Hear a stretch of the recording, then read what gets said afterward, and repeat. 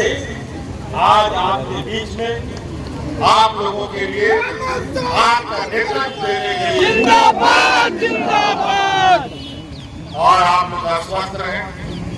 अभी हम लोग लोकसभा का चुनाव जीते हैं और लोकसभा के चुनाव में जो भी परिणाम हुआ है, ये परिणाम खुशी और दुख का समावेश है।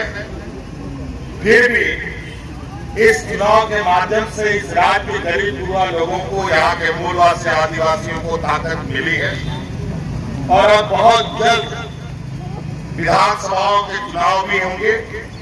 और मुझे तो पता चल रहा है, जो मुझे जानकारी आ रही है, ये हमारे चुनाव नियमित समय से पहले कराने की तैयारी कर रहे हैं। मैं तो इनको चुनौती देता हूँ,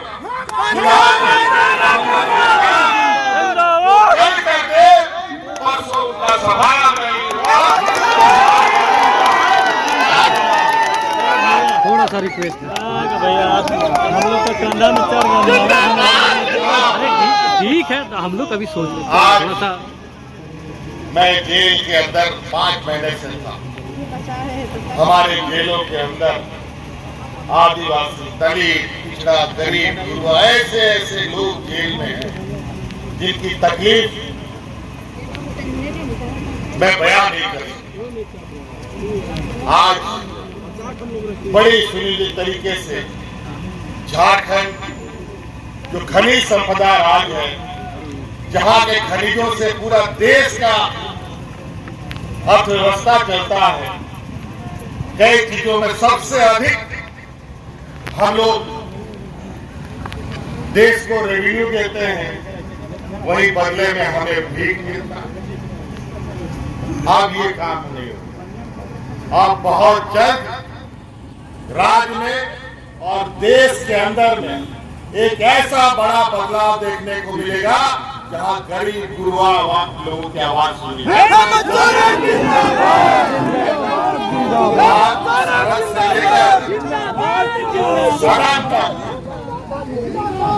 हम लोग ऐसे षड्यंत्रकारियों का हम लोग मुंहतोड़ जवाब देंगे कि उनको भी पता चलेगा कि आखिर गरीब गुरुओं से लड़ने का अंजाम क्या होगा। हेमंत सोरेन जिंदाबाद जिंदाबाद जिंदाबाद।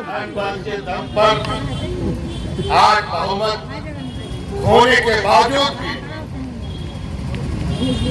अपने व्यापारी सहयोगियों के साथ मिलकर सत्ता में काबिज हो रहे हैं। लेकिन ये थोड़ा सूरज चांद को बादल से आप थोड़े देर जरूर ढक सकते हैं, लेकिन हमेशा चांद सूरज नहीं ढक सकते।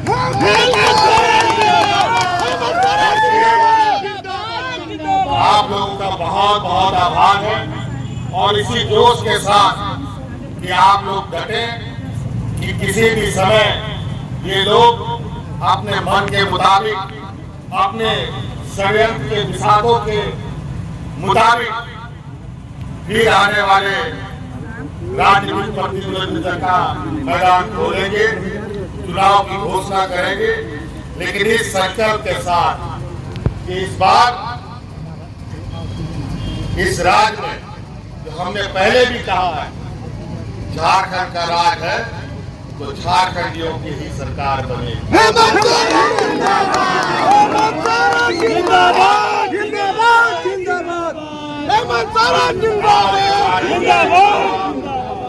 हमारी आने वाली पीढ़ी, हमारे पढ़े लिखे नौजवान, हमारे पढ़े लिखे जो हमारी बहनें हैं, उन लोगों के लिए मान पसंद करना, हमारे बूढ़े बुजुर्ग को मान सम्मान देना, और जो हमारा अधिकतर लोग गांव देहात में बसता है, जो कई कारणों से आज के दिन में भी अपने जीवन यापन के लिए जद्दोजहद कर रहे हैं। आप लोगों का उत्साह, आप लोगों का ये ताकत वीडियो बनाते और आप लोगों का ये जोश ही मेरे लिए मेरा खाना पीना और आपके लिए संघर्ष करने का प्रेरणा देता है। आज आप लोगों ने अपनी खुशी जाहिर करने के लिए विगत 5 महीनों से जेल में रहने के बाद आज मैं आपके बीच में खड़ा हूं और आप सबको मालूम है कि मुझे क्या विपक्ष के लोगों को किस तरीके से पूरे देश में एक प्रकार उनके विरुद्ध हम खड़ा ना हो पाए, इसकी जरूरत लगाए हुए हैं। उसी का परिणाम के तहत आज दिल्ली के मुख्यमंत्री बतौर मुख्यमंत्री आज जेल में बंद है। मुझे बड़ा सुनिश्चित तरीके से अपने षड्यंत्र में फंसाकर विगत 5 महीनों तक जेल में रखा। झारखंड आदिवासी दलित पिछड़ा गरीब जुड़वा राज्य हम लोगों को थोड़ा समझने में, इनकी चाल को समझने में दिक्कतें आई और उसका परिणाम हुआ कि हमें आप 5 महीना जेल में रहना पड़ा। खैर कोई बात नहीं, न्यायालय ने मुझे बाहर निकाला, न्यायालय से हमें न्याय मिला और न्यायालय के न्याय में जो चीजें आदेश दी गई है, जो चीजें लिखी गई है, वो पूरे देश और राज्य के लोग पढ़ रहे हैं। आज इन 5 महीनों में शायद ये राज्य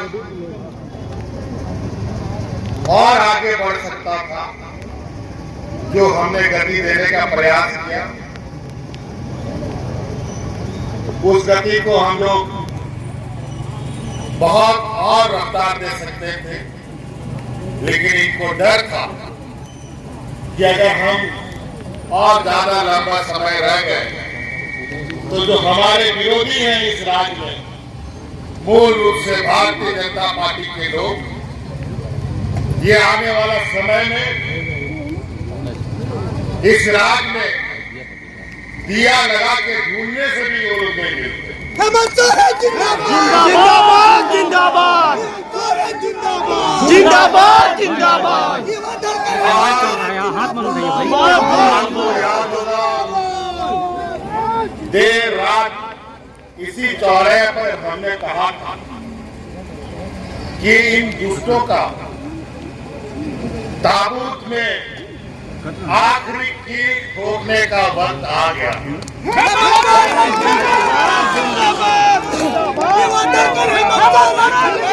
जिंदाबाद जिंदाबाद।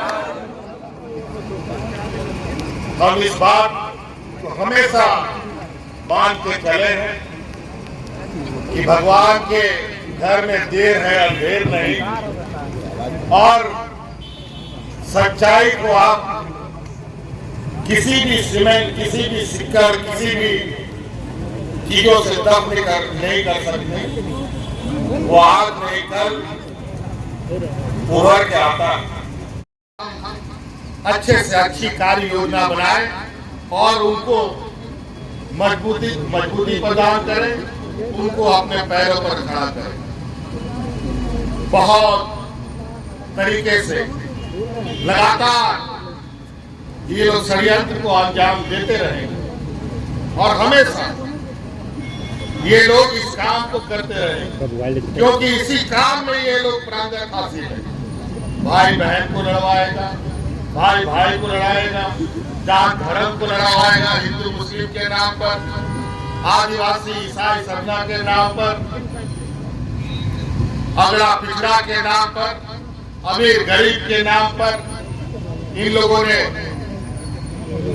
जो अपना डिग्री प्राप्त किया है वो इन्हीं चीजों में डिग्री प्राप्त किया।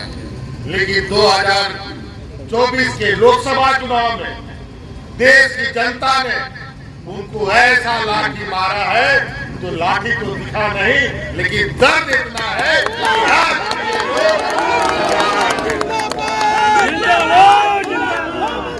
और उसी का दर्द है कि आए दिन जब पाप का धुआं भरता है ना, तो कई अलग अलग तरीके से ऐसी आवाजें सुनने को मिलती है, जिससे ये आप एहसास कर सकते हैं कि यार ये साधारण घटना नहीं है, ये इनके करतूतों का फल है। चाहे वो नीट एग्जाम की पेपर लीक की बात हो, चाहे यूपीएससी की एग्जाम लीक की बात हो, चाहे ट्रेन दुर्घटना की बात हो, चाहे एयरपोर्ट ढह जाने का बात हो, तरह तरह की घटना। ये लोग ऐसे लोग हैं जो लोग सिरिंज से यहाँ के गरीबों का खून चूसने का काम करते हैं। आज इन लोगों ने कोरोना जैसे महामारी में भी फर्जी दवाई पूरे देश में सप्लाई करके लोगों को जान का खतरा में डाल दिया।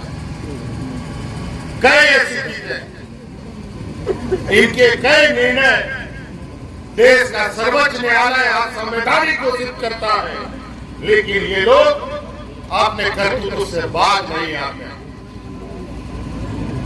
इन लोगों ने सभी संवैधानिक संस्थाओं को अपने मुट्ठी में कर लिया है, उनको ऐसा लगता है। लेकिन इस देश के अंदर इस लोकतंत्र, भारत जो देश का सबसे बड़ा लोकतंत्र है, इसमें अगर सबसे बड़ा अदालत है तो वो जनता की अदालत है। जिंदाबाद जिंदाबाद जिंदाबाद जिंदाबाद जिंदाबाद जिंदाबाद जिंदाबाद।